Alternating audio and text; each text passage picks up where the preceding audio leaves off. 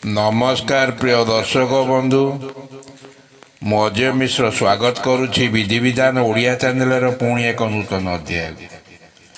ଦର୍ଶକ ବନ୍ଧୁ, ଆମ ସମାଜରେ ଏପରି କୌଣସି ବ୍ୟକ୍ତି ନଥିବେ ଯାହାଙ୍କର ଜୀବନରେ ସମସ୍ୟା ବୋଲି କିଛି ନଥିବ। ସେ ଯେତେ ବଡ଼ ବ୍ୟକ୍ତି ହୋଇଥାନ୍ତୁ ନା କାହିଁକି, ଯେତେ ପ୍ରଭାବଶାଳୀ ବ୍ୟକ୍ତି ହୋଇଥାନ୍ତୁ ନା କାହିଁକି, କେତେବେଳେ ସମୟ କାହାକୁ ନେଇ କେଉଁ ସ୍ଥାନରେ ପହଞ୍ଚାଇବ ତାହା କେବଳ ସମୟ ହିଁ ଜାଣିଥାଏ। ଦର୍ଶକ ବନ୍ଧୁ, ଆର୍ଥିକ ସଙ୍କଟ ହିଁ ମଣିଷକୁ ଋଣ ବା କରଜର ବୋଝକୁ ବୋହିବାକୁ ସର୍ବଦା ବାଧ୍ୟ କରିଥାଏ। କାରଣ ନିଜର ଗୁଜୁରାଣ ମେଣ୍ଟାଇବା, ନିଜର ନିହାତି ଆବଶ୍ୟକକୁ ମେଣ୍ଟେନ୍ କରିବା ବା ସେଗୁଡ଼ିକ ଖର୍ଚ୍ଚ କରିବାକୁ ଯଦି ପାଖରେ ଅର୍ଥ ନଥାଏ, ବ୍ୟକ୍ତି ନିଶ୍ଚୟ ଋଣ ବା କରଜ କରିବାକୁ ବାଧ୍ୟ ହୋଇଥାଏ। ଦର୍ଶକ ବନ୍ଧୁ, ଋଣ ଏବଂ କରଜରେ ବୁଡ଼ିଥିବା ବ୍ୟକ୍ତି ଉଭୟ ମାନସିକ ଶାରୀରିକ ଅବସ୍ଥା ଦେଇ ଗତି କରିଥାନ୍ତି। ଦର୍ଶକ ବନ୍ଧୁ, ସମସ୍ୟା ବା ଅସୁବିଧା ଯାହାକି ହେଉଛି ମଣିଷ ଜୀବନରେ ଏକ ଅପ୍ରିୟ ସତ କାହାଣୀ, ଅପ୍ରିୟ ସତ କଥା। ଦୁନିଆରେ ଏମିତି କୌଣସି ବ୍ୟକ୍ତି ନଥିବେ ଯାହାଙ୍କର ଜୀବନରେ କୌଣସି ଅସୁବିଧା ନଥିବ, ଯାହାଙ୍କ ଜୀବନରେ କୌଣସି ସମସ୍ୟା ନଥିବ। ଆର୍ଥିକ ସମସ୍ୟା ହିଁ ମଣିଷକୁ ଋଣର ବୋଝକୁ ବୋହିବାକୁ ମଣିଷକୁ ବାଧ୍ୟ କରିଥାଏ। କାରଣ ମଣିଷ ସର୍ବଦା ପରିସ୍ଥିତିର ଦାସ ହିଁ ଥାଏ। ଦର୍ଶକ ବନ୍ଧୁ, ଋଣ କରଜରେ ବୁଡ଼ିଥିବା ବ୍ୟକ୍ତି ଉଭୟ ମାନସିକ ଏବଂ ଶାରୀରିକ ଭାବେ ନିଶ୍ଚୟ କଷ୍ଟ ପାଇଥାନ୍ତି। ଏଥିରୁ ମୁକ୍ତି ପାଇବା ପାଇଁ ବା ଋଣ କରଜରୁ ମୁକ୍ତି ପାଇବା ପାଇଁ ବିଭିନ୍ନ ଦେବାଦେବୀଙ୍କୁ ପୂଜା କରିଥାନ୍ତି, ବିଭିନ୍ନ ପ୍ରକାର ମନ୍ତ୍ର ପାଠ ମନ୍ତ୍ର ଜପ କରିଥାନ୍ତି, ବିଭିନ୍ନ ଗରିବ ଗୁରୁବା ଲୋକଙ୍କୁ ଦାନ ଧର୍ମ କରିଥାନ୍ତି।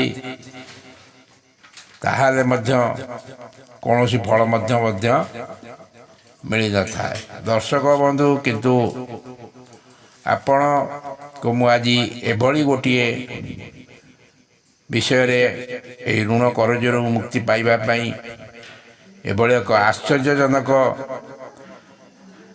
ବିଷୟରେ ମୁଁ ଆପଣଙ୍କୁ କହିବା ପାଇଁ ଯାଉଛି, ଯାହାକି ଆପଣ ସେହି ସ୍ଥାନକୁ ଯଦି ଆପଣ ଯାଇ ପୂଜା ଅର୍ଚ୍ଚନା କରୁଛନ୍ତି, ଆପଣ ଯେତେ ବଡ଼ ଋଣର ବୋଝ ଆପଣଙ୍କ ମୁଣ୍ଡ ଉପରେ ଥିଲେ ମଧ୍ୟ ଅତି କମ୍ ଦିନ ମଧ୍ୟରେ ସେ ପରିଶୋଧ ଆପଣ କରିଦେଇଥାନ୍ତି। ଦର୍ଶକ ବନ୍ଧୁ,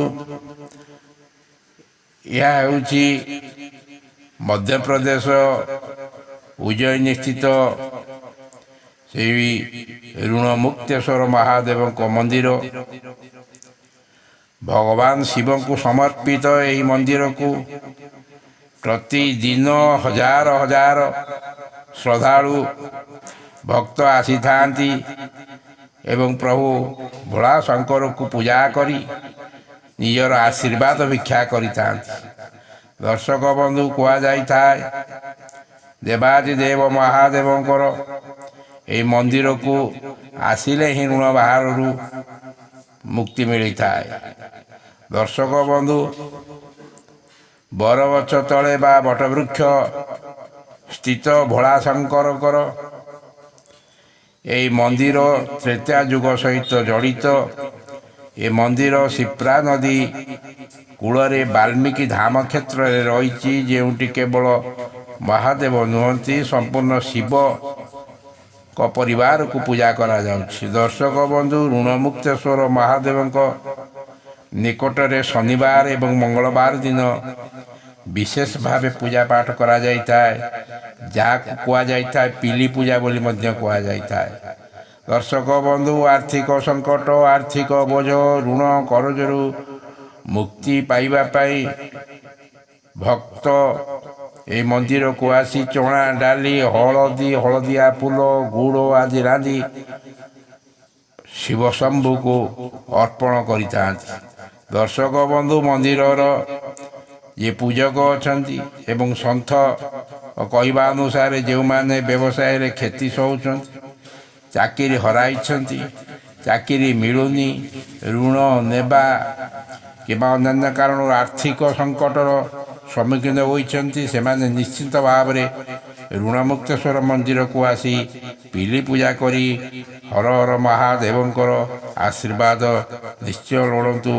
ମନ୍ଦିର ସହ ଯଦି ଆପଣଙ୍କର ବିଶ୍ୱାସ ଅନୁସାରେ ସତ୍ୟ ଯୁଗରେ ଯେତେବେଳେ ରାଜା ହରିଶ୍ଚନ୍ଦ୍ର ଋଷି ବିଶ୍ୱାମିତ୍ରଙ୍କୁ ଦାନ କରିବାକୁ ପଡ଼ିଥିଲା, ସେତେବେଳେ ଋଣମୁକ୍ତେଶ୍ୱର ମନ୍ଦିରରେ ମହାଦେବଙ୍କ ପୂଜା କରିଥିଲେ, ଯାହାପରେ ସେ ଋଣମୁକ୍ତ ହୋଇଥିଲେ। ସେହିଦିନ ଠାରୁ ଏହି ମନ୍ଦିରରେ ଋଣ ମୁକ୍ତି ପାଇଁ ଭକ୍ତମାନଙ୍କର ପ୍ରତିଦିନ ହଜାର ହଜାର ସଂଖ୍ୟାରେ ଭିଡ଼ ଜମିଥାଏ। ଜୟ ଋଣମୁକ୍ତେଶ୍ୱର ମହାଦେବ। ରହୁଛି, ଧନ୍ୟବାଦ, ନମସ୍କାର।